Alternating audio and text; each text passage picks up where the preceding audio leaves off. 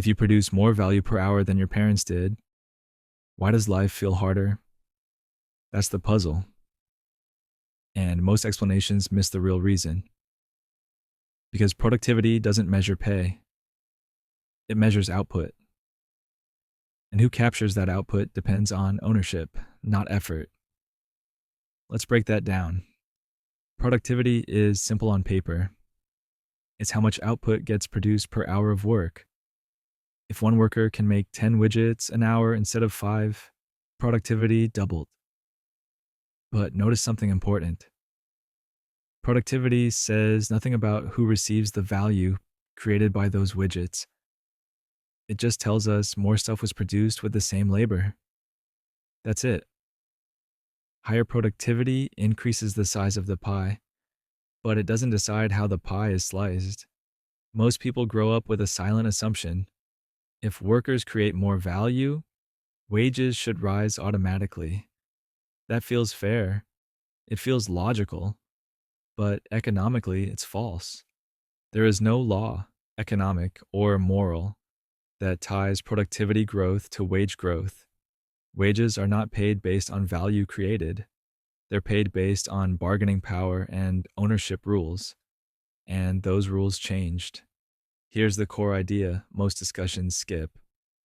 The value created by work belongs to whoever owns the productive asset: the factory, the software, the brand, the platform. If you don't own the asset, you don't automatically own the output. Your wage is a cost, not a share. So, when productivity rises, the question becomes, who has the legal claim on the extra value? If ownership is concentrated, the gains flow upward, even if workers are doing more than ever. That's why companies can post record profits during periods of stagnant wages. Nothing is broken. The system is working exactly as designed. This is where the work harder advice collapses. Individual effort can raise your productivity, but it does nothing to change who owns the output, how profits are distributed, whether workers have leverage. You can run faster on a treadmill, but if you don't own the treadmill, you don't control the speed or the payout. System-level outcomes don't respond to individual morality. They respond to rules. Here's the part that should make you pause. For decades after World War II, wages did rise with productivity. Same concept, same economy, different outcome.